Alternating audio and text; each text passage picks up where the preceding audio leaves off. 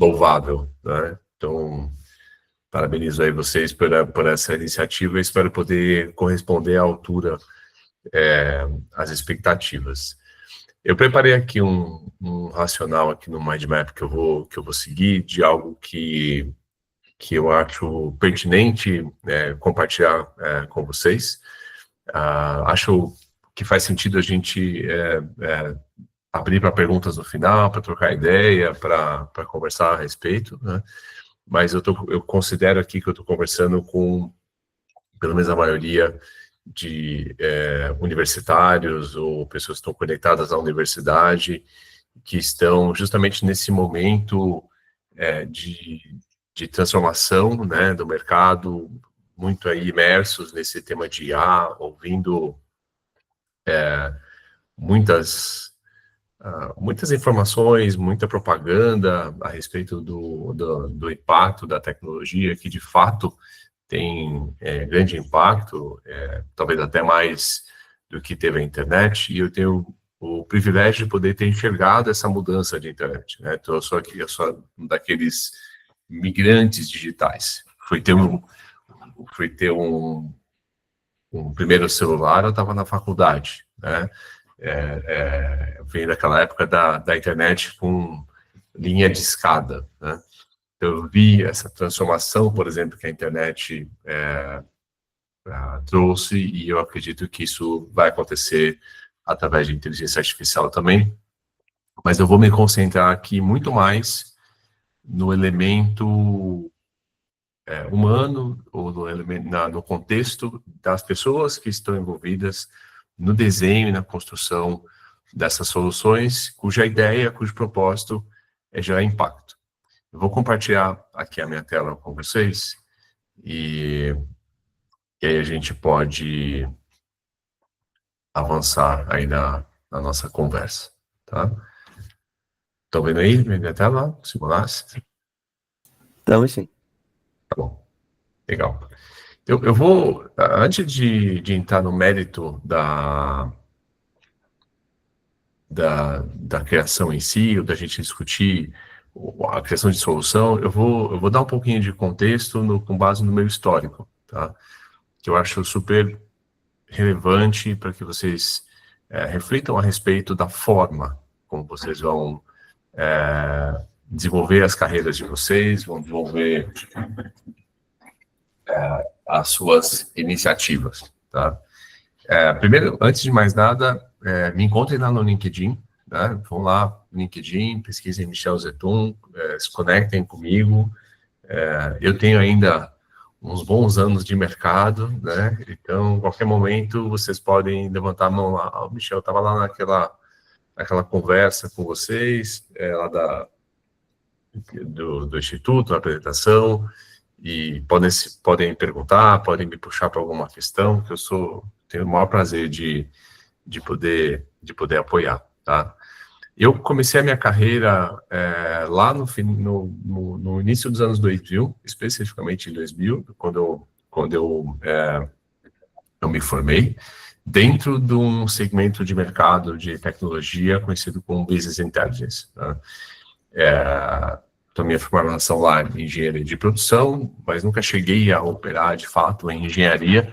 Eu já caí ali no meu primeiro estágio no Banco Itaú, na área de inteligência de negócios do Banco Itaú, ou seja, são essas soluções para você ajudar executivos a tomarem decisão com base nos dados que eles tinham. Não sei qual que é o background da maioria aqui, mas, enfim, estava lá em engenharia de produção, que é a minha especialização em engenharia mecânica na universidade que eu cursei, e já caí ali em tecnologia, não sabia o que era banco de dados, não sabia nada, mas tinha ali um elemento essencial, muito importante nas engenharias de maneira geral, que é aprender a resolver problemas, lógica e assim por diante, que foi muito útil. De lá, eu fui para a MicroStrategy, que é uma empresa de software americana, uma das líderes no mercado naquela época, que ainda opera, uma das empresas independentes. Hoje o CEO está muito mais famoso por causa de Bitcoin, que é o Mike Saylor, do que Business Intelligence em si, e fiz uma carreira lá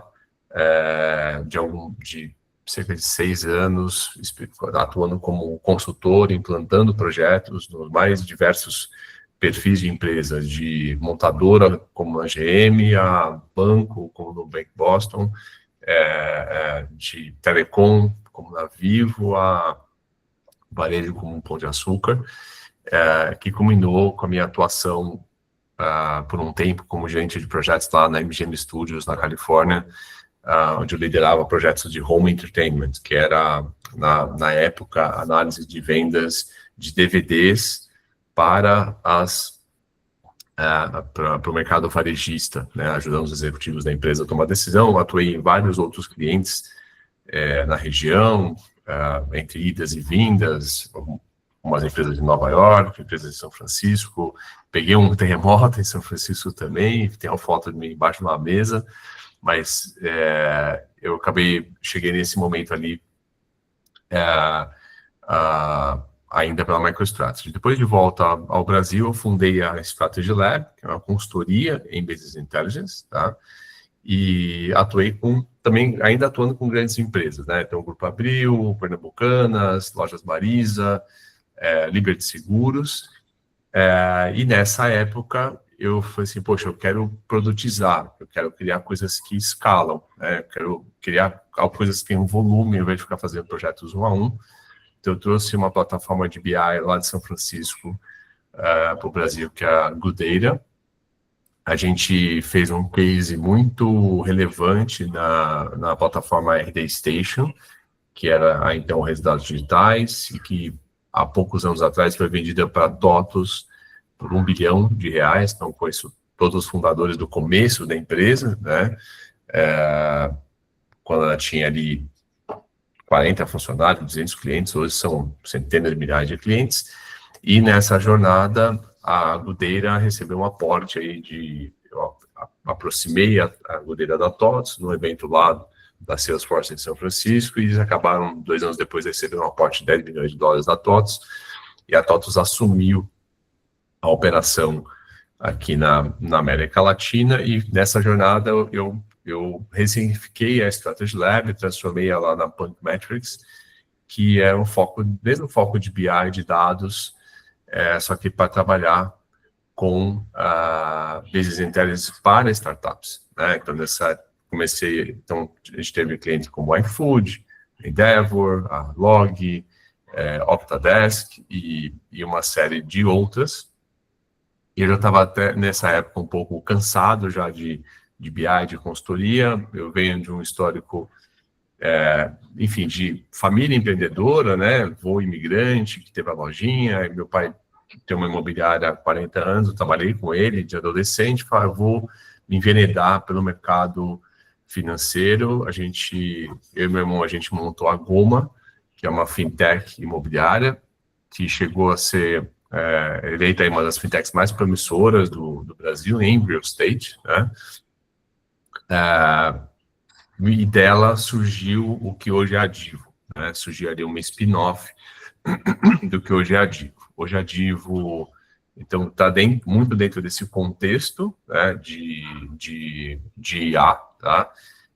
Surgiu ali em 2023, a gente tem clientes em 4 países, em 3 continentes diferentes, e a gente implanta agentes de IA que lubrificam as máquinas de vendas para dar escala nas operações. Então, agentes de IA que atendem os clientes, atualizam os sistemas de CRM, para quem não conhece, são sistemas que os vendedores utilizam para atender os clientes, e geram dados sintéticos a partir dessas conversas, que permite que a liderança enxergue o que está acontecendo. Qual que é o tipo de cliente que puxa o meu resultado para cima, qual que é o tipo de cliente que puxa o meu resultado para baixo, e com base nesse conhecimento, nesse autoconhecimento da operação, eu posso direcionar o esforço comercial para quem tem mais chance de fechar negócio, deixar para o fim da fila quem só ocupa o meu tempo, mas também direcionar o trabalho de marketing, direcionar o trabalho de produto. A gente já tem feito isso agora está se falando muito disso, mas a gente tem feito isso já desde o mês de 23, e com alguns cases muito emblemáticos, né? Como, por exemplo, 75% 75% menos de custo na corretora azul do grupo Estapar, 24% mais vendas lá na Baiteca, na Espanha.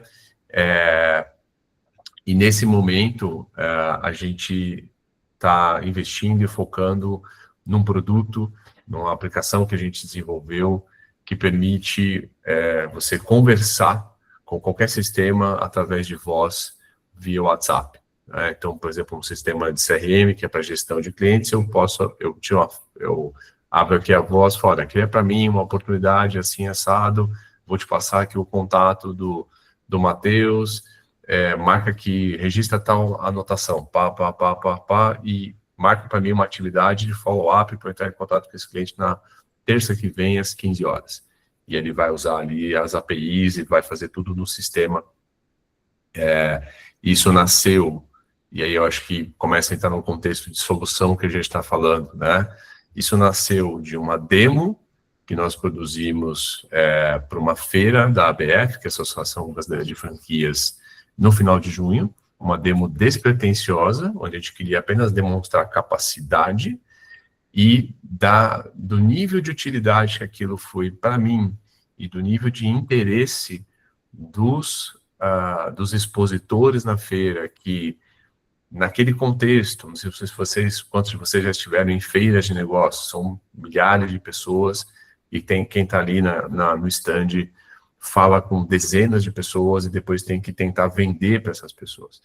E aí, no final do dia, não lembro com quem ele falou, o que ele falou com as pessoas, os contatos estão todos uma bagunça. Então, na prática, a empresa investiu 200, 300, 400 mil reais num stand para fechar negócios e o vendedor vai entrar em contato com o cliente 2, 3 semanas depois, sem contexto nenhum, né? Então, se você não tem o ROI, da percepção dessa oportunidade, da percepção da dor e do nível de aderência, a gente saiu aí em cerca de 10 semanas para um contrato fechado, que a gente fechou agora essa semana com uma empresa parceira Oracle, com ticket aí de 60 mil reais ano, e a gente deve focar muito, a gente vai focar nesse produto agora nos próximos meses, para confirmar se isso é de fato uma oportunidade. E aqui é um ponto que eu já começo a chamar a atenção. Por mais glamuroso que pareça, ainda está longe, de fato, de confirmar que isso é uma solução realmente que vale a pena investir. Tá? Existe uma máxima de um cara chamado Justin Wilcox, que eu gosto do trabalho dele, que ele fala que empreender é você procurar problemas que valem a pena ser resolvidos e encontrar soluções que valem a pena ser desenvolvidas. O vale a pena aqui significa que o mercado é grande o suficiente, a dor é grande o suficiente, para que mesmo que na versão, eu posso falar palavrão? Merda, a primeira versão merda do seu produto, o cliente vai querer comprar, que aquilo é uma dor significativa. Mas, ao mesmo tempo, algo que vale a pena ser desenvolvido, algo que de fato resolve o problema e que para o qual você consegue vender. Não adianta nada você ter uma solução maravilhosa se o custo de aquisição dos clientes é muito alto e a conta não fecha, e qualquer feature que o OpenAI depois soltar vai matar a sua empresa. Qual que é a defensibilidade desse seu negócio? E aí eu quero repassar a mesma trajetória que eu passei aqui com vocês, só que contando o que ninguém conta, contando os tropeços, porque eu vou mostrar mais para frente, na minha percepção, boa parte do problema, especialmente para vocês que estão na universidade se formando, vocês estão imersos numa narrativa fantasiosa, que só conta as vitórias, cria em vocês a percepção de que há algo errado com o que vocês estão desenhando, tentando construir, e no final do dia com vocês mesmos. Porque vocês são dominados pelo viés da disponibilidade, depois pesquisem aí, viés da disponibilidade, que é o efeito psicológico da percepção de realidade que a gente cria com base nas informações que nós consumimos. Como nós consumimos apenas o sucesso, nós temos a percepção que nas trajetórias existem apenas sucesso, e nos tropeços a gente chega à conclusão que aquilo não é para a gente, que a gente não tem condição. Então, dentro dessa minha jornada, vou passar aqui rapidamente, né, para chegar em alguns pontos.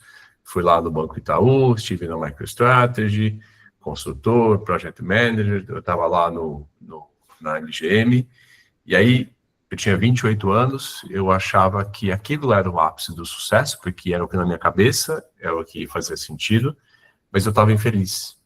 Eu achava que tem alguma coisa errada. Eu comecei a criar uma percepção de que o problema era o meu trabalho, era a minha vida, e aí eu sempre tive um fascínio pelo mercado financeiro, e eu fiz tudo que é possível de errado em empreender e fui trabalhar com serviço financeiro, com investimento em bolsa, né? E saí de Los Angeles com casa e carro, pagos pela empresa, para uma bicicleta em São Bernardo do Campo em um ano. Eu quebrei, assim, vertiginosamente. Perdi tudo. Era casado na época, inclusive, o casamento acabou também no processo. Então, vocês imaginam para um cara que, por alguns anos, teve uma sequência considerável de sucesso, a leitura de a percepção a respeito de mim mesmo que eu criei, e o quanto uma quebra assim, vertiginosa faz com o ego e com o psicológico disso. O que eu fui fazer, então? Eu fui fazer o que eu sabia. Eu voltei para as minhas origens. Eu fui fazer consultoria de Business Intelligence para grandes empresas, mas que era o quê? A minha zona de conforto. Tá? E por anos, eu atuei na minha zona de conforto, trabalhando com os mesmos tipos de empresa que eu já havia trabalhado antes e que eu já estava de saco cheio e que eu não aguentava mais. E aí, nesse processo, eu falei, poxa, eu quero construir algo maior, eu quero fazer algo que escale, e sempre quis, e isso é super válido, né? Só que nessa jornada, eu, apesar de ter obtido esses resultados, eu praticamente quebrei a consultoria, porque eu delarguei que era o que pagava as contas nesse processo de desenvolvimento de negócios quando eu trouxe a Gudeira para o Brasil. Então eu delarguei, contratei pessoas para rodar a operação e abandonei. Foi uma segunda grande lição. E aí nessa jornada, como consultoria é um modelo de negócio ruim, eu já tinha aprendido bastante sobre isso, eu desmontei a operação e fui atuar como consultor, que me dava ainda muita satisfação, especialmente dentro do contexto de startups, tá? Então, nessa jornada, de fato, trabalhando com iFood, com Endeavor e outras startups, me gerou uma jornada muito de satisfação por estar do lado da inovação. Eu era o cara que usava terno e gravata, passei a usar camiseta para ir no trabalho, eu era um dos caras um pouco mais velhos, né? E muito disso veio de sorte também, e de oportunidade. Foi a felicidade de encontrar um sócio, que é um designer, um especialista em UX, com muito acesso ao mercado de inovação, e naturalmente o case que eu já tinha feito com a ID Station ajudou demais nesse processo e ajudou muito nessa jornada. Mas ainda era consultoria, ainda era Business Intelligence, eu já queria fazer algo diferente, né? E aí eu resolvi, depois de um profundo trabalho de autoconhecimento, não está escrito aqui, mas eu fiz uma pós-graduação em psicanálise, eu voltei ao tema fintech e montei ali a Goma, que era uma real estate fintech em 2019, que para quem não lembra, era exatamente ali no momento da pandemia, né? De fato, nós somos eleitos uma das fintechs mais promissoras do Brasil na ocasião, só que no momento que a gente obteve um aporte, né, um aceite de um fundo que ia colocar 10 milhões de reais para a gente comprar os imóveis, o negócio desandou por causa do lockdown da pandemia. E a gente passou 2 ou 3 anos tentando de tudo que vocês podem imaginar para fazer essa empresa sobreviver. Afinal, a gente tinha captado R$ 500 mil com investidores anjo, a gente tinha largado o que a gente estava fazendo para empreender nessa ideia, para empreender nessa solução. Só que sem funding para poder rodar o negócio, a gente não tinha o que fazer. Num contexto de pandemia, de lockdown, que foi um inferno para muita gente, a empresa fez um spin-off do que hoje é Divo, porque ela não sobreviveu.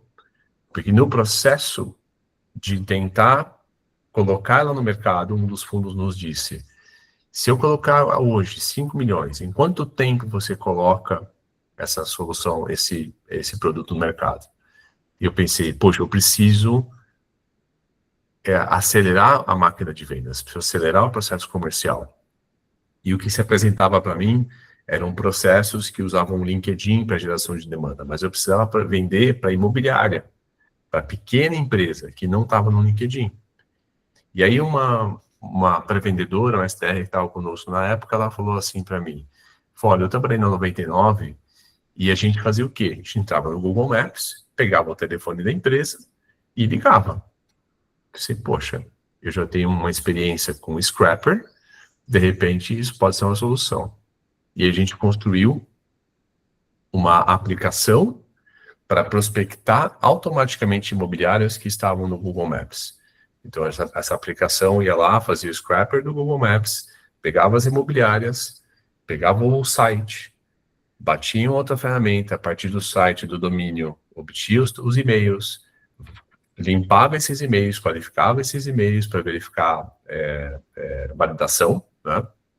Se eles eram viáveis de se utilizar, se não ia dar muito bloco, né, de e-mail errado. Abordávamos os clientes e quem respondia, a gente usava a engenharia social para isso, caía na fila dessa minha pré-vendedora e ela agendava. E a minha agenda, de repente, ficou cheia. Lotou de clientes interessados com a minha solução. Só que nisso a goma já estava morrendo. E eu precisava achar um caminho. Comecei a mostrar para os meus amigos, comecei a mostrar para as pessoas que eu conhecia no mercado o que eu tinha feito. Para vocês terem uma ideia, essa Scrapper, essa solução, gerava as listas numa planilha de Google Docs. Não tinha interface, não tinha nada. Mas ao mostrar para as pessoas, elas falavam assim, eu preciso disso. Porque eu preciso prospectar esse tipo de empresa. E eu comecei a vender. Precisava de dinheiro. Não era uma opção ficar fazendo validaçãozinha, demozinha, testa aí. Eu precisava vender. Eu tenho 2 filhos na escola, preciso pagar a conta das crianças. E no processo de venda, a demanda de um cliente falou assim, poxa, muito legal validar, usar o e-mail, mas a maior parte das pequenas empresas não usa tanto e-mail, não dá para usar o WhatsApp. Eu fui lá e dei um jeito de usar o WhatsApp. Essa solução prospectava e tinha uma pessoa na frente da tela. E dado que num evento, um colega, no final de 22 talvez, me apresentou o OpenAI. E aí eu entrei lá no Playground, e era a versão 3.5, eu fiquei fascinado com aquele negócio. Você escrevia, ele te respondia. Ninguém conhecia. E eu percebi que isso poderia ser, de fato, uma solução para, na hora que eu abordar o cliente, ele me dá ali um retorno, né?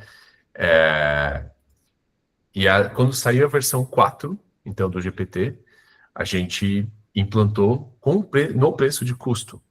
Eu praticamente pagava para usar o GPT-4 pelo que eu cobrava do cliente, porque eu percebi que aquilo podia ser, de fato, uma vantagem competitiva. Então, tudo que vocês ouvem hoje de SDR por IA, agente de atendimento de IA, a gente já faz isso há mais de 2 anos e com uma profundidade, então, em Prompt Engineering, de treinar o comportamento dos agentes em frameworks de vendas, de fato, diferenciado no mercado. E a gente foi moldando a solução conforme os clientes pediam. Então, esse cliente da Espanha falou assim, muito legal esse negócio do Google Maps, mas o que está legal mesmo é IA. Eu não posso usar IA para atender os clientes que vêm da internet? Pode, claro, ajustamos.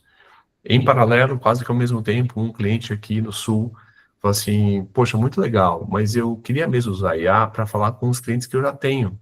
Eu preciso abordá-los constantemente para poder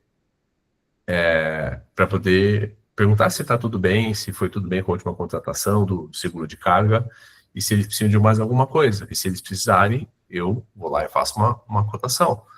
Claro, tudo bem. E vamos adaptando os negócios, vamos ajustando, e ao passo que essa demanda de pegar o Google Maps e abordar foi caindo, porque é uma estratégia comercial difícil de fazer funcionar, e a gente foi descobrindo que éramos muito melhores no processamento da demanda do que, de fato, na geração de leads e oportunidades. E a empresa se transformou. Chamava-se MapLead no começo e virou Divo. E isso tudo, e aí, enfim, se desdobrou nesses itens aqui que eu já mostrei para vocês. E o que é importante aqui, né? Que quando eu pego o título da apresentação, né, o título que vocês trouxeram como proposta, vocês vão começar a perceber que muito da trajetória que está ali, ela é marcada por altos e baixos, porque a natureza é assim. Ninguém aprende a andar de bicicleta planejando como vai pedalar e a quantos graus vai virar o guidão quando vê um buraco. Você aprende caindo, você aprende no processo. E apesar de estudar, estar um pouco mais preparado para entender minimamente onde você está pisando, faz diferença, tá? Faz diferença. Eu teria encurtado muito a minha jornada, eu teria errado muito menos se eu tivesse mais preparado. No final, eu estudei engenharia e depois eu fui fazer um MBA com especialização em projetos, mas não estudei de fato em empreendedorismo ou desenvolvimento de empresas. A Bíblia das startups, que é o Lean Startup, lá do Eric Ries, se não me engano, surgiu em 2010. A minha primeira quebra lá da bolsa foi em 2006, 2007. Então, tudo que se falava de desenvolvimento de negócios era plano de negócio, você planejar tudo. E essa é talvez uma das maiores armadilhas. Porque quando a gente fala de criação de soluções, a ideia de que você cria algo vem de uma leitura de mercado, uma leitura de vida, de que você desenha uma solução genial, e por tão genial que é aquilo que você desenhou, o mercado vai bater palma e vai falar assim, take my money. E não é assim que funciona.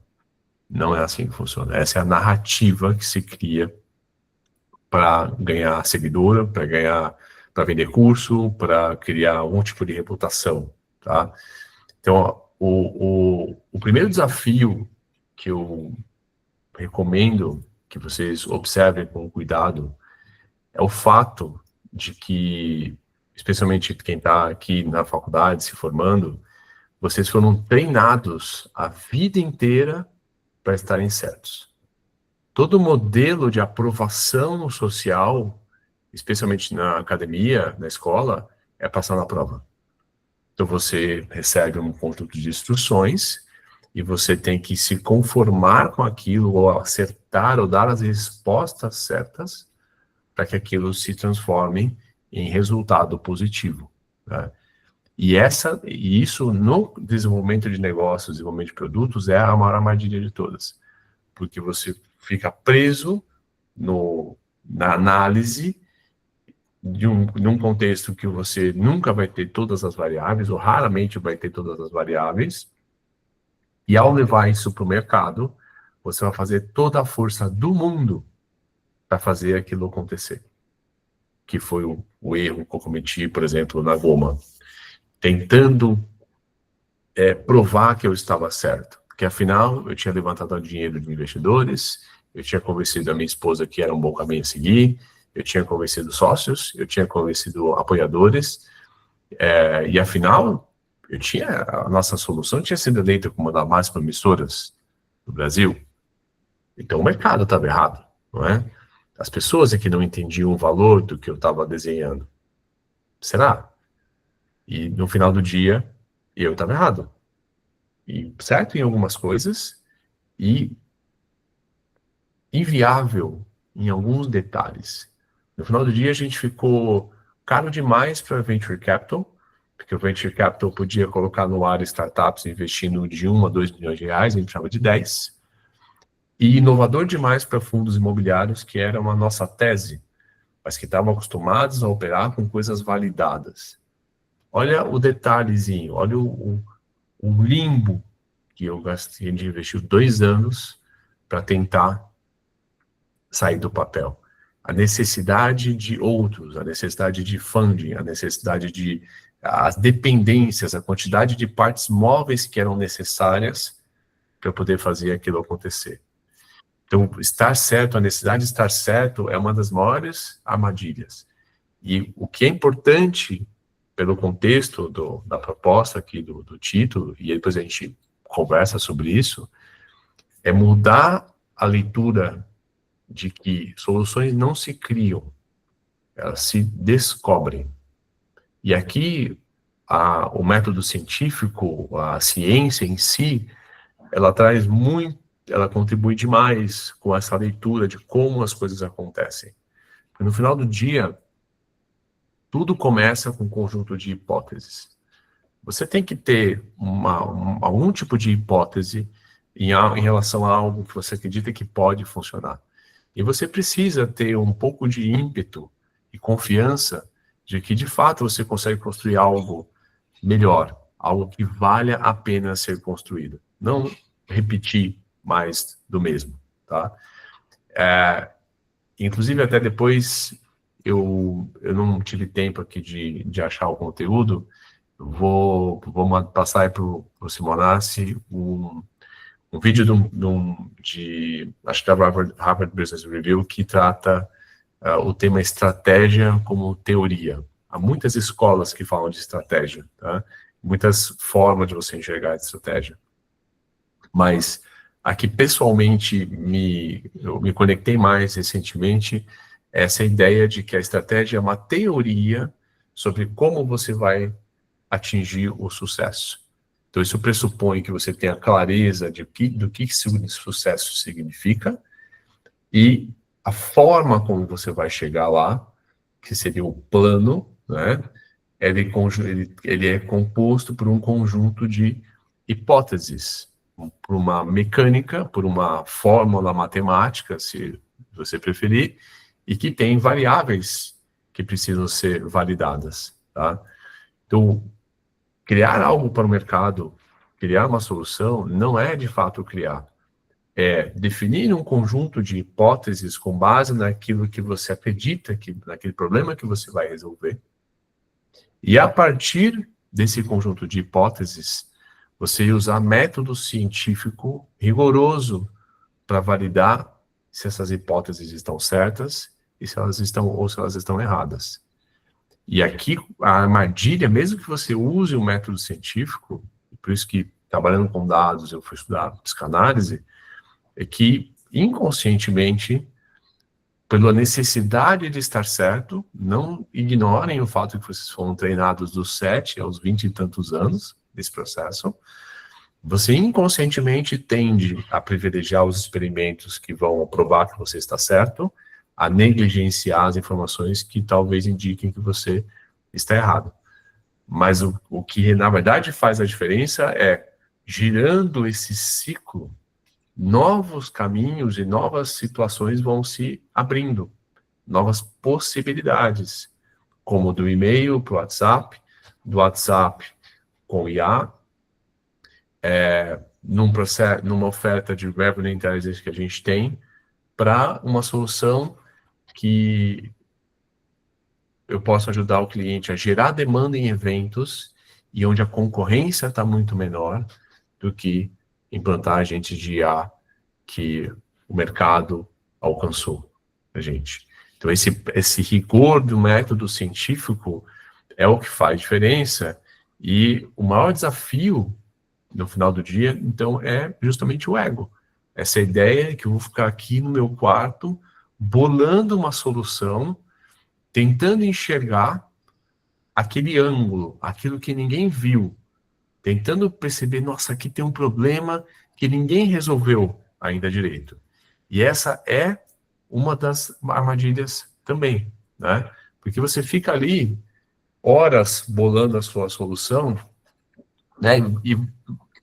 Não é, vocês são pessoas inteligentes, não é à toa, estou supondo aqui que a maioria aqui da UFRJ, pô, vocês passaram na federal, né? É da Ganharam. UF, Sim. pô. Oi? É da UF. Não, desculpa. Oxe, conclui o desafio. Desculpa, eu falei do concorrente. Mas e. Enfim, vocês passaram na federal, beleza. Que é difícil, né? Poxa, vocês têm aí. São muito promissores. Então, a chance disso subir a cabeça é gigantesco. É gigantesco. E a gente fica, então, preso nesse processo. Nós temos que criar uma ideia, e, de fato, é muito provável que vocês surjam com ideias que vão ser validadas com a avó, ou com a mãe, ou com o pai, ou com um amigo que não tem tanta noção assim, e fala assim, cara, isso é animal, hein? Isso daí é uma ideia do unicórnio. Acabou. Aí você entra nesse processo, né? E a única forma de você se blindar disso é você se preocupar em convencer a única pessoa que vale a pena ser convencida, que é o cliente. E o convencimento significa ele te dar dinheiro pelo que você está oferecendo. Ontem mesmo eu tive reunião com um parceiro nosso, um potencial investidor. A gente está estruturando uma operação, uma nova empresa que vai ser filha da Divo. Eu não posso dar detalhes ainda, mas um cara ex-cadete da Força Aérea, engenheiro aeronáutico do ITA, 4 empresas construídas e vendidas por muito dinheiro no mercado, e a gente falava exatamente sobre isso. O quanto ele recebe updates de startups, que enquanto uma não tem nada, e já está faturando 200 mil por mês, porque ela está muito mais focada no problema e em como dá para resolver naquele momento, para ir validando as hipóteses. Você não precisa de tech construído para validar se o cliente tem interesse no seu produto, né? Procurem aí casos da Dropbox, por exemplo, que criou um vídeo para demonstrar a sua solução e provou que havia demanda suficiente para a solução. Esse caso que eu mostrei para vocês, né? Montei aqui, vou mostrar aqui para vocês rapidinho. Então, uma solução onde eu mostro lá para o cliente esse protótipo, né? Eu tiro aqui foto da credencial, aí faz ali a leitura da imagem para poder capturar os dados da pessoa, né? E fala, me diz o que você quer. Fala, vou te passar o contato dele. Ok, então me passa o contato. Passei ali o número do telefone, podia ser o card do WhatsApp, e depois por voz eu falava sobre qual era a oportunidade, de quem foi a indicação.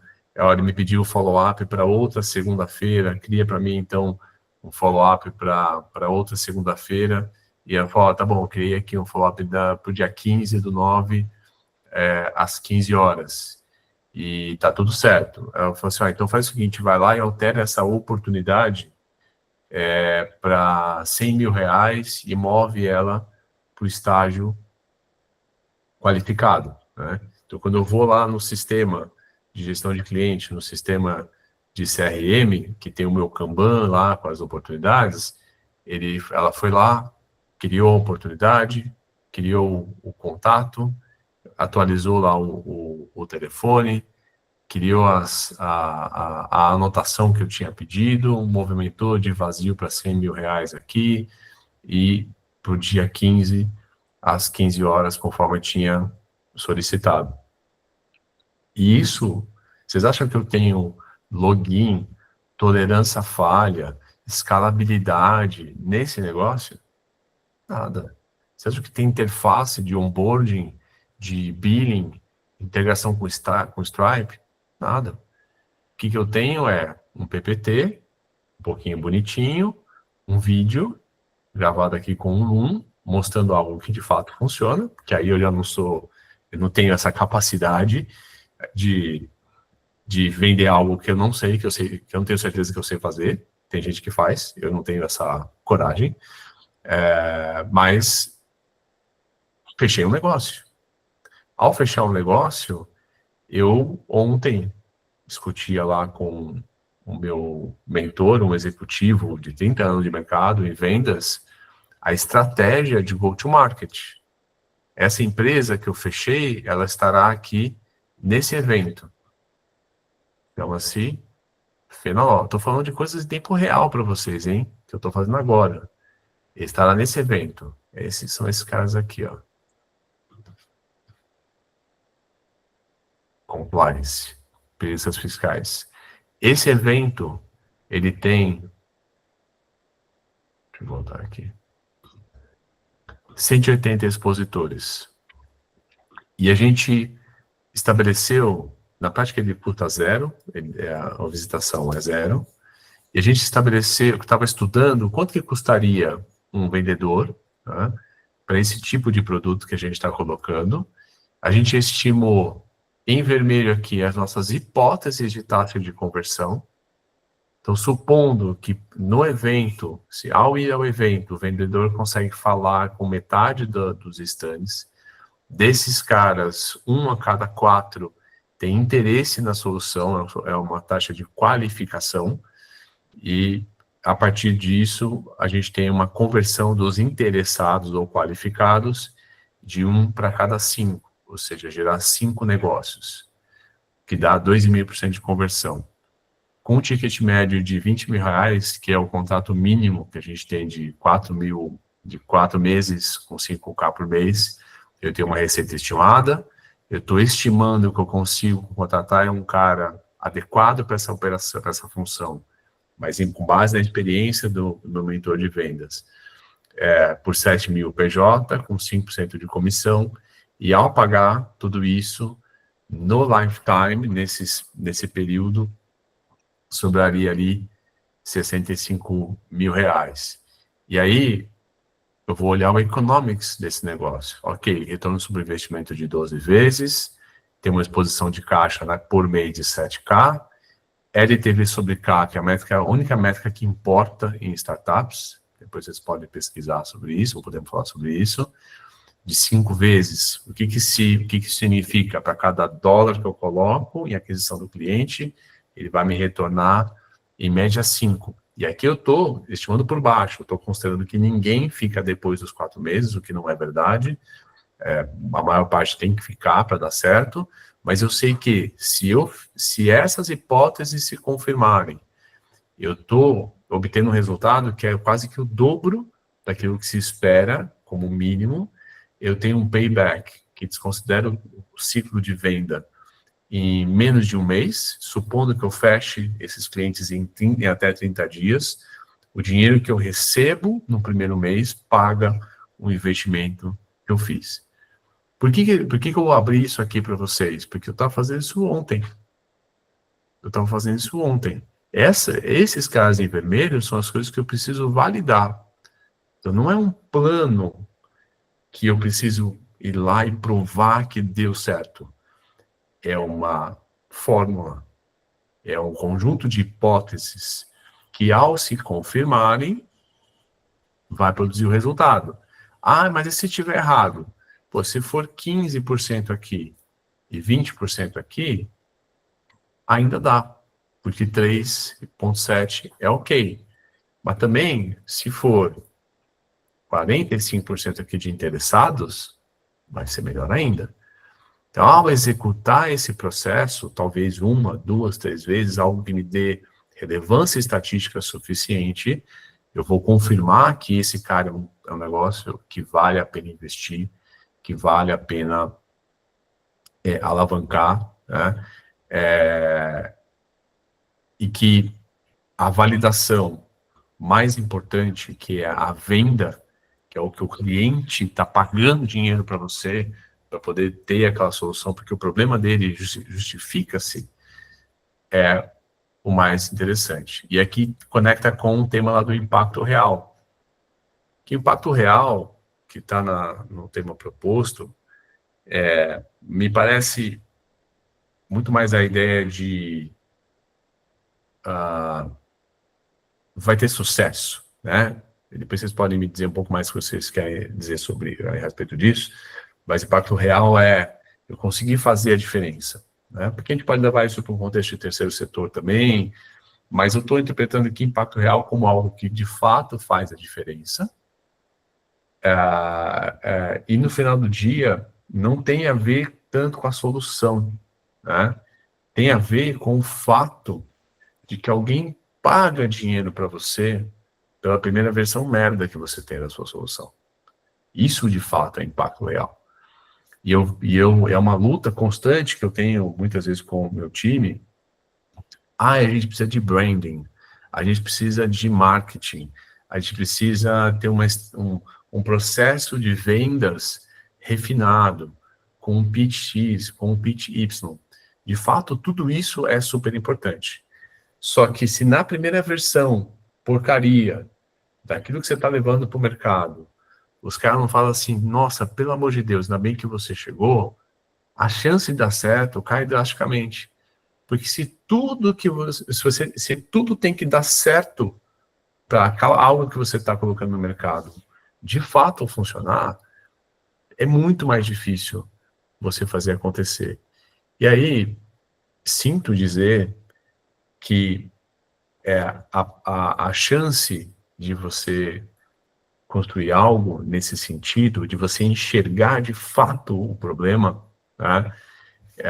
Eu não sei se eu escrevi aqui, e foi uma mudança significativa para mim quando eu adotei uma abordagem ligeiramente diferente. Ao invés de tentar identificar um problema que ninguém viu, eu foco em coisas para os quais o dinheiro já flui, em processos por onde dinheiro já anda, né? Coisas pelas quais, ou serviços, que os clientes já pagam por aquilo. Ou seja, ele precisa daquilo, por isso que ele paga. E aí, se você encontra algo que já existe, para o qual o dinheiro já vai, e que a tecnologia corrente, que é a capacidade de quem está nesse meio enxergar a assimetria que é possível criar, é você criar algo que é muito melhor. E aí o pessoal do Y Combinator fala muito sobre buscar algo que seja 10 vezes melhor, tá? Que algo que você crie 100% de valor.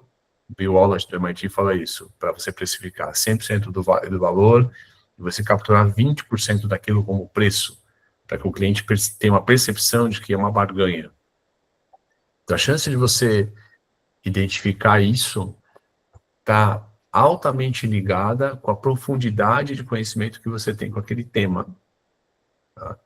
Então, cases como o do Mark Zuckerberg, por exemplo, que fez ali a sua solução, né, o Facebook na faculdade, são raríssimos.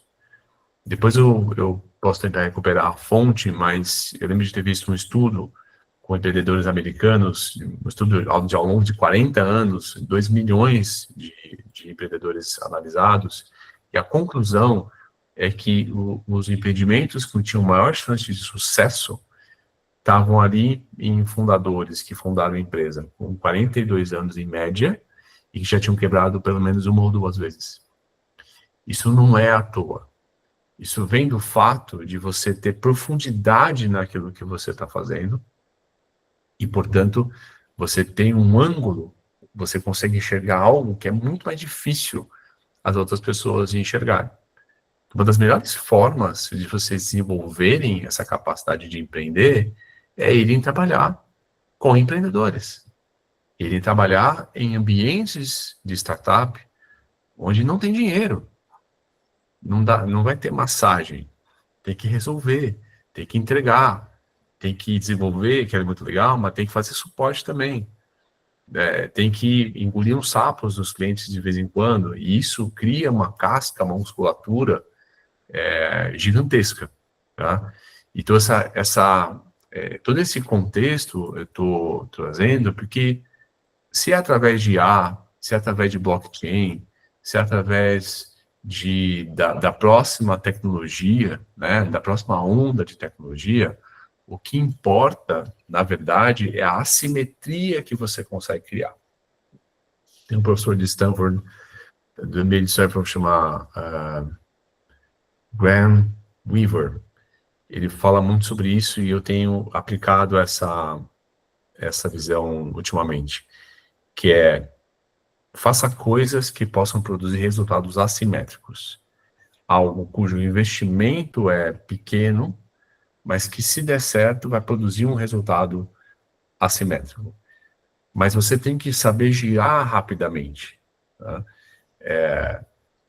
Talvez um custo de investimento lá atrás, naquela minha época fatídica, o cara falou um negócio que eu trago comigo até hoje. Você consegue ganhar dinheiro investindo simplesmente jogando a moeda. Você não precisa estar certo. Você não tem que se preocupar em estar certo. Para onde a ação vai, se ela vai subir ou se ela vai cair. O que você tem que saber? Você tem que saber se você acertou rapidamente o movimento, que aí, se você acertou, você faz um double down naquele caminho, e rapidamente reconhecer também que você errou e que está indo para o lado contrário, e você cortar as suas perdas. Se você corta as suas perdas rapidamente e faz o double down naquilo que você acerta, você tem um resultado positivo. E olha como isso está totalmente desconectado com a ideia de acertar, de criar. Porque essa ideia é uma ideia megalomaníaca. É uma ideia muito mais de percepção de que nossa, egoística, de que a gente é soberano em relação à natureza. Somos criadores. E nós não somos criadores. Nós somos... A analogia mais interessante é como se você pensasse: eu vou surfar uma onda. A natureza está lá, você não vai movimentar a onda, você não vai fazer com que ela se movimente do jeito que você quer, porque você acha que vai ser assim. Se você desenvolver a habilidade de perceber o movimento, de enxergar o que está acontecendo, isso só acontece quando você tenta pegar várias ondas, aí sim você começa a pegar as ondas cada vez melhor. Então é uma jornada, é um processo, tá? Então a gente precisa procurar sempre algo para onde o dinheiro flui. Então, se eu pudesse responder um pouco mais diretamente a pergunta ou a proposta do tema, a primeira coisa é procurar algo para onde o dinheiro já flui. Vocês já vão evitar muitas armadilhas. A ideia de que eu vou criar algo que ninguém pensou. A outra é tentar desenhar algo que vai ser 10 vezes melhor do que aquilo que se apresenta. E você fala assim: poxa, Michel, mas eu vou precisar esperar 20 anos para ter esse nível de profundidade em algum tema que eu vou ter que escolher? Não. Você pode se associar com pessoas que têm essa experiência. Se você enxergou uma oportunidade em logística, vá num especialista em logística que não conhece nada de tecnologia que você conhece. Assim, cara, você tem um know-how, você tem a profundidade nesse tema, eu tenho aqui essa ideia. O que você acha? O cara fala: meu, animal. Então vamos agora juntos, vamos iterar em cima disso para a gente ver onde que está o erro. Não tentar convencer o mercado que você está certo, mas vamos botar à prova. Assim como um físico teórico precisa provar a sua teoria no acelerador de partículas, né? Ali na prática, tá? E a melhor prova, a melhor teste que você pode fazer é vender. Porque no final do dia, se você não consegue colocar aquilo no mercado, não adianta. E às vezes o vender não tem nem a ver com a solução que você criou. Tive agora, essa semana, reunião com um dos maiores bancos do Brasil. E aí a gente estava conversando, falando com o cara, Ele falou assim, ó, a solução que vier, que você trouxer, tem que ser tão diferenciada em relação ao que a gente já tem, porque demora 2 anos para a gente viabilizar uma contratação aqui no banco. Então nem vale a pena a gente levar algo que pode ser melhor, mas não é tão diferenciado assim. Então, às vezes, simplesmente o mercado que você escolheu, ele pode ter um ticket muito baixo, ele pode ter uma capilaridade muito grande. Por exemplo, meios de pagamento, a tal das maquininhas, né? No dado momento, eu montei uma solução baseada em blockchain em 2013, 2014, comprei o Bitcoin a R$ 800. Depois eu comprei para investimento mesmo por R$ 2.000, mas quem que segura uma posição dessa por tanto tempo, né? Vendi com um belo lucro no meio do caminho. Mas eu falei com o fundo, mostrei para ele a solução, uma infra de meio de pagamento baseada em blockchain. Eu fiz isso há 10 anos. Sabe por que não foi para frente? Porque o custo de aquisição do ponto de venda é muito alto. Então você tem que gastar muito para conseguir ter o cliente e o retorno financeiro vem ao longo do tempo. Então demora, sei lá, 6 meses, 1 ano para se pagar. E isso que isso demanda? Muito investimento, muito dinheiro. Às vezes você não vai conseguir vender, você vai conseguir vender para 1, 2, 3, o pessoal vai achar muito legal, mas se o seu produto demandar efeito de rede, escala, o game passa a ser outro. Mas em outros cenários, numa proporção menor, a venda é a principal validação. E mesmo que não dê certo, a experiência que isso traz é monstruosa. É monstruosa.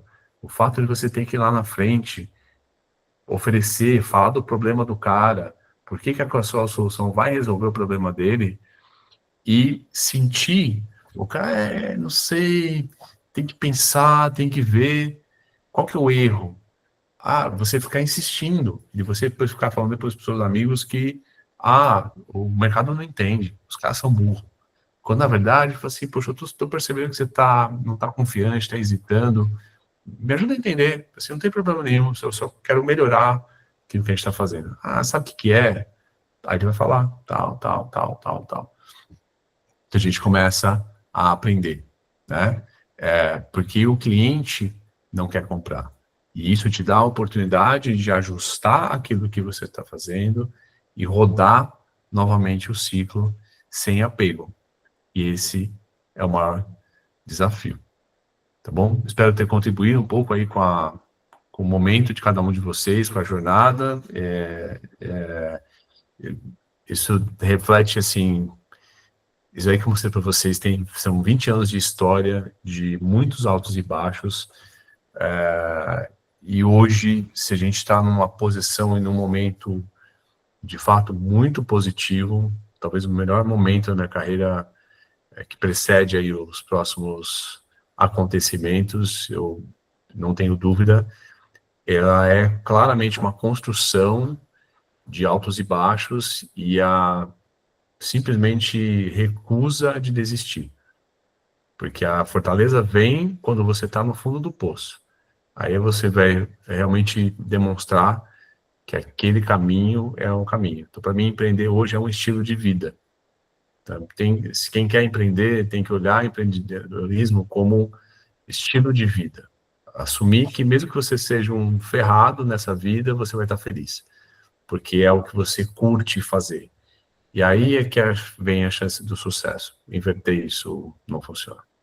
Bom, obrigado aí pela atenção de vocês.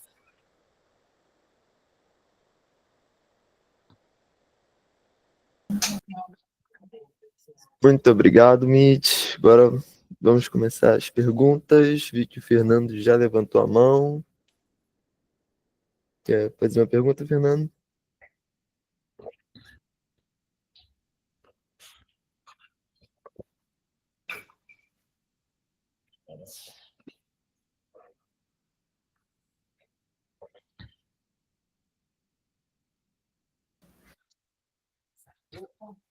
Alô, Fernando? Tá aí? Acho que ele deve ter levantado a mão, foi dar botar a palminha, levantou a mão sem querer. Tudo bom. Então, vou começar puxando a pergunta. Você falou sobre trajetória, você ir alinhando a trajetória, né? A partir dos seus erros. E acho que também tive alguns projetos que deram errado e tal.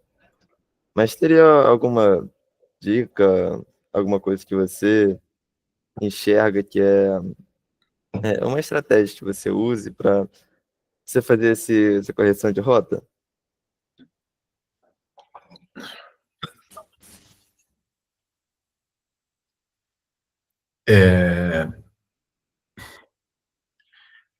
Acho que assim, correção de rota.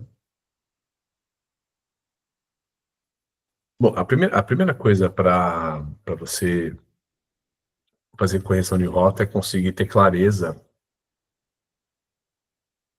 de onde está o problema, né? Então, por exemplo, vou dar um exemplo aqui desse produto que a gente está desenvolvendo, né? A gente desenvolveu ali essa capacidade e a primeira coisa que me motivou a ir atrás não foi foi a percepção de que aquilo estava sendo de fato muito útil para mim e o nível de resposta emocional que o cliente tinha, tá? As pessoas para quem a gente mostrava, eles tinham. Isso é parcial, né? Uma validação parcial, porque as pessoas podem achar muito legal, mas na hora de botar a mão no bolso não avançar. Mas foi suficiente para eu falar assim, poxa, eu acho que aqui tem um espaço. Por quê? Porque serve a estratégia como um todo da empresa e do negócio. Quando eu comecei a mostrar, e aí qual foi o primeiro ponto? Eu falei, olha, eu estou com uma solução assim, assim, assado, que eu acho que resolve esse problema. Como é que é aí, no seu caso? Não, faz muito sentido, porque eu tenho esse problema, tal, e aí tem isso, concordando com tudo. Ok, vamos então testar? Vamos colocar para rodar? Ah, vamos, preciso ver tal. Foi, mas, puxa, porque eu fiz o call to action, vamos fazer alguma coisa a respeito. Falei, então, eu só não sei como é que vai ser para liberar aqui o acesso ao CRM. Porque tá o pessoal nos Estados Unidos que cuida, ou a gente não tem um contrato. E eu comecei a ouvir isso repetidamente. Então, quando você, por relevância estatística, começa a ouvir repetidamente a mesma objeção, qual que é a armadilha? Não, como contornar essa objeção? Não é tentar, você tem que escolher entre tentar convencer o cliente de que vale a pena contornar aquilo, e às vezes esse tem que ser o caminho mesmo, senão você fica muito amorfo, né? Assim, fica muito excessivamente condicionado ao retorno do mercado, ou você cria uma alternativa. Então, o que a gente está fazendo agora é criando uma solução intermediária, um CRM aqui, open source, que a gente vai usar intermediário, para eu poder falar, não tem problema, cliente, a gente tem aqui um CRM intermediário, que os vendedores podem fazer exatamente isso, depois você exporta e importa o seu CRM. Eu sei que cedo ou tarde, tendo case, tendo número, tendo métrica, e tendo um contrato que tenha as cláusulas de confidencialidade, talvez demore, talvez seja mais difícil o processo de fechamento, mas vai acontecer. Mas nesse momento, o que é importante? Eu remover essa objeção com alguma alternativa para eu chegar na próxima. Então, a correção de rota, ela é simplesmente qual é a alternativa? Como é que eu contorno? Então, imagina que pensa num leito de um rio, né? A água fluindo. Ela tá ali, um certo feixe de água, ela tá batendo numa pedra que se encontra naquele cara. Ela não fica batendo ali no meio. Ela só faz uma curva. As moléculas vão virar à direita ou vão virar à esquerda, de acordo com a força. Então você tem que só tentar fazer virar à direita. Então, entender a objeção e desenhar algo que contorne aquela objeção. Quantas vezes forem necessárias até você conseguir contornar a objeção ou até você perceber que o problema não é aquele. Talvez aquilo seja só uma desculpa do cliente, né? Daí no próximo ela fala assim, por causa do CRM. Eu falo assim, mas é por causa do CRM mesmo? Porque, veja, eu tenho falado com alguns clientes, eles falam isso, mas eu tenho uma solução alternativa aqui. O que mais está pegando? Então, a correção de rota, ela é um processo de tentativa e erro, assim, qual é de eu entender qual é a objeção de fato, qual é o problema, estabelecer uma hipótese do que eu poderia fazer para contornar aquela objeção e testar aquela hipótese. Se aquilo não resolver, quer dizer que ou você mapeou errado o problema, ou a sua solução não resolve aquilo, e você tem que continuar iterando até chegar lá. Veja que não há dicas, não há receita de bolo, entendeu? E essa é parte do problema. Parte do problema, de maneira geral, é que não há receita de bolo. Tem alguns frameworks que eu recomendo. Então, por exemplo, o Bill Wallet do MIT. Deixa eu ver se eu acho aqui. Wallet. Esse cara aqui, vou mandar aqui no chat para vocês. Ele é o chefe da cadeia de empreendedorismo lá do MBA. Ele tem um livro que chama Empreendedorismo Estruturado.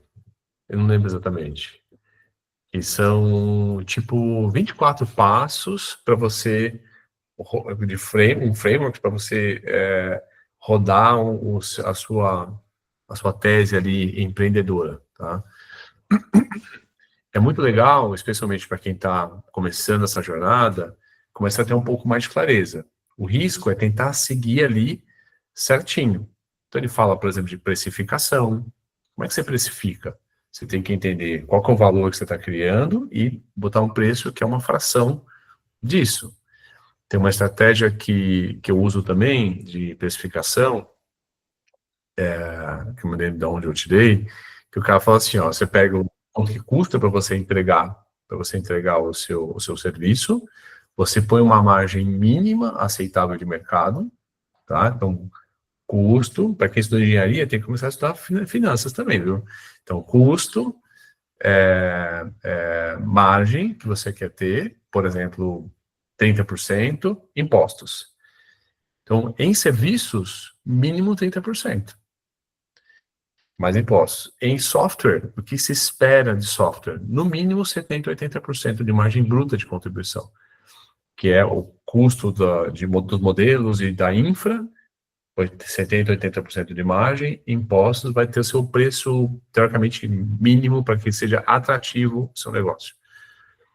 Se nesse preço já está muito difícil vender, já é um alerta vermelho, tá? E aí esse preço aqui, a distância entre esse preço e o quanto o cliente pode pagar, ou que faz sentido o cliente pagar, é a elasticidade que você tem, tá? Então, se você consegue, vamos supor que nesse preço aqui chegou a R$1. Poxa, se você vender a R$1, você já está boneco. E aí, você está vendendo R$1, vendeu muito fácil. O que esse cara recomenda? Dobra o preço. Vai para R$2. Pô, tá vendendo fácil ainda. R$4. Já começou a enfrentar uma certa resistência. R$8, não consigo vender. Volta para 6, volta para 5. Aí você acha o ponto de equilíbrio ótimo, porque tem uma diferença entre preço com margem adequada para aquele modelo de negócio que você está empreendendo versus valor que você está criando, né? Quanto que o mercado paga por isso.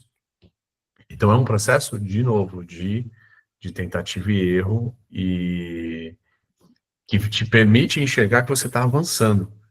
O problema é você ficar ali travado naquela jornada e não conseguir avançar. Show, muito obrigado.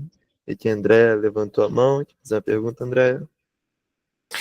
Oi, tudo bem? Bom dia, Michel. Obrigada aí por esse esclarecimento muito bacana. Eu queria fazer uma pergunta. Você está falando sobre questão de custos, e aí eu estou entendendo que eu vou só contar uma historinha. Um tempo atrás, quando as empresas queriam melhorar sua performance em vendas e tudo mais, às vezes chamava hoje seria o engenheiro de produção, né? faziam aquelas engenharia reversa, né? Vamos analisar onde que está a falha do sistema, era tudo muito assim, muito físico. Hoje a inteligência artificial, ela ajuda e ajuda muito. A minha pergunta, você está falando em custos, em venda. Quando você faz essa análise, você está iniciando lá desde o processo, ou seja, porque quando uma empresa ela não consegue se desenvolver, o primeiro ponto é você descobrir aonde está o ponto fraco dela. Às vezes o ponto fraco dela está até numa distribuição de pessoal, né? A gente começa lá atrás, não está aqui na confecção de um determinado bem ou de um determinado serviço, mas no processo como um todo. Quando você faz essa análise como um todo, ou seja, você está vendo lá atrás, e aí faz as mudanças que forem necessárias. Essa é a primeira pergunta. E a segunda, como é o impacto da empresa na hora que você apresenta um projeto, que eu sei que tem muita gente, muita empresa que fica com o pé atrás, do tipo assim, como é que eu vou bancar uma coisa? Será que realmente eu vou ter esse resultado? Como é que é a sua vivência nesse universo? Tá. Bom, quando a gente fala de... Veja, a distância entre a empresa mais valiosa do mundo e a empresa que está quebrando é justamente uma função, né, matemática do que você mencionou. Então, existe muitas variáveis, né? É um contexto assim multifacetado com muitas variáveis que vão desde posicionamento no mercado, marca, aderência do produto que você oferece com o público-alvo, a qualidade do seu produto, qualidade da sua distribuição, qualidade do seu pós-venda. Então, assim, é uma quantidade de variáveis assim consideravelmente grande, tá? Eu acho que o primeiro ponto, respondendo mais diretamente a sua pergunta, é que hoje a Divo, ela não se posiciona como uma consultoria global, né? Que eu vou olhar para a sua empresa como um todo e vou fazer uma análise do que está errado e vou te indicar onde você vai atuar. Hoje a gente tem um foco, a gente tem um framework, que é uma estratégia de growth, chamada de Revenue Intelligence, onde a tese central é: eu vou pegar sua máquina de vendas, o seu fluxo de vendas, desde o momento que chega aqui o lead, a oportunidade, até o momento que você faz o fechamento. Ele é um processo, como se fosse uma linha de produção, tá? Que você vai ter ali etapas, você tem pessoas envolvidas, tem os produtos que você oferece.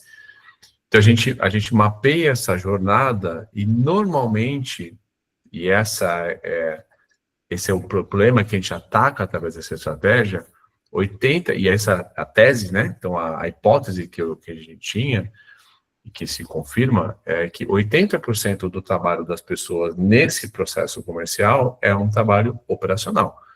É um trabalho de ficar tentando falar com o cliente pelo WhatsApp, é um trabalho de ficar ali preenchendo ali o CRM, ou preenchendo uma proposta, ou entrar no site e ficar lendo o site da empresa para tentar entender o que ela faz, para, ao abordar o cliente, ser mais eficiente, tá?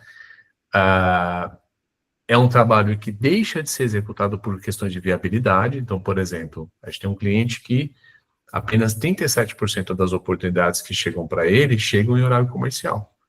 Então, o cliente final lá, que fez uma cotação de seguro no sábado à tarde, ele vai só ser abordado pelo operador na segunda-feira. A mesma coisa, às 6 da manhã, 8, 9 da noite, domingo. Então, você veja, há uma demanda de consumo do serviço que já não encaixa com o horário comercial, e pelo fato de ela não atender o cliente naquele momento, como a gente vive hoje um mundo de pouca atenção por causa das redes sociais, você perde aquela oportunidade. Então, a gente implanta inteligência artificial para meio que trabalhar essas lacunas de produtividade. Essa tentativa constante de abordar o cliente, a IA aborda, faz follow-up, não sei o quê. Quando o cliente responde, ela vai fazer toda uma qualificação do perfil desse cliente. Se esse cliente tem condição de ser de trabalhar conosco, porque o vendedor perde boa parte do tempo com clientes que não têm condição de trabalhar com ele, de ser cliente dele. Então, a gente vai ajustando essa linha de produção. Então, respondendo a primeira parte da sua pergunta, a gente foca muito em uma etapa do processo, em um nicho do processo, que é o que eu recomendo que se faça. Quanto mais especializado for a sua oferta, com mais propriedade você vai falar, com mais cases você vai atuar, e é mais fácil do cliente vender. Talvez você vender, porque talvez conecte com o outro tema. Porque toda vez que a gente fala de resolver o problema de uma empresa, que é a consultoria, né, vamos dizer assim, que você tem que identificar onde está o problema, e assim por diante,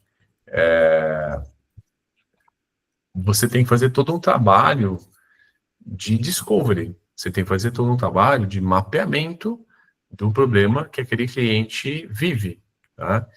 E isso é difícil você está colocando o cliente numa situação de risco, tá? Tem um influenciador aí na internet, que é o Alex Hormozi, que tem alguns conteúdos bons, e uma das coisas que eu acho muito bom do material dele é essa equação aqui que ele faz, talvez propositalmente com esse desenho tosco, né? Mas eu acho muito pertinente. Ele falou que quando você vai vender algo para o mercado, no final do dia você está colocando o seu cliente para pensar nessa equação, que é a equação de valor que ele chama, tá? Então o cliente tem o objetivo que ele quer, né, o outcome que ele deseja, tá? E quando você traz uma proposta que você vai ajudá-lo a chegar naquilo, você primeiro ele vai ponderar pensando assim, bom, qual que é a probabilidade de eu conseguir isso que você está me oferecendo? Isso está rodando ali no background, na cabeça dele. Esse é o primeiro ponto. E ele vai ponderar também quanto tempo provavelmente vai demorar para ele chegar naquilo e quanto de esforço ele vai ter que colocar para que aquilo aconteça. Então, num cenário, por exemplo, eu não sei se é o seu caso, tá? Mas me remeteu a isso, mas num cenário de consultoria, há todos os elementos, mesmo você trazendo cases, eu sei, eu faço, tal, no final do dia ele vai pensar assim, bom, o quanto eu confio que de fato o que essa pessoa está fazendo vai produzir resultado, quanto tempo vai demorar e o quanto que eu vou ter que sofrer aqui nesse processo. Um exemplo que o Alex dá, que é muito bom, ele compara com um programa de emagrecimento, que é um curso no Udemy que você compra, versus uma cirurgia plástica. Porque no programa de emagrecimento, cara, será que eu vou conseguir fazer esse programa? Quanto tempo eu vou ter que gastar para ficar com a barriga, né, chapada e quanto de esforço? Agora, se eu vou para uma cirurgia plástica, a chance de eu acordar no outro dia, né, sem esforço nenhum e com a barriga chapada é altíssima. E por isso que vale muito mais.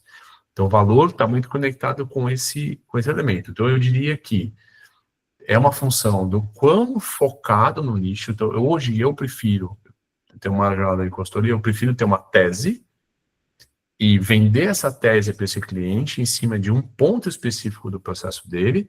E se esse cliente não tem esse problema, ele tem outro problema, próximo. Eu vou para outro contexto. Eu entendo que é muito mais efetivo você se especializar em algo e ajudar os clientes que vivem aquele problema a superá-lo, do que tentar pegar uma empresa como um todo, olhar o todo e tentar resolver aquele contexto. Não sei se eu respondi a sua pergunta, mas eu vejo dessa forma. Não, respondeu sim, obrigada. Me lembra muito que hoje o marketing digital, ele abraça muito, né, esse desenho que você colocou aí agora, né? O marketing digital trabalha muito com isso, né? Essa vontade, é até interessante a forma e até as palavras elas já são conectadas para isso, né? E aquele tempo que está ali, ele realmente é muito utilizado, né? Não perca a oferta agora, coisas desse tipo assim, né? Em 12 minutos, essa é a sua última chance. Então você trabalha com realmente com o que o cliente quer e com a velocidade que você precisa vender. Mas sim, você respondeu sim. Muito obrigada, tá? E aí, alguém tem mais alguma pergunta?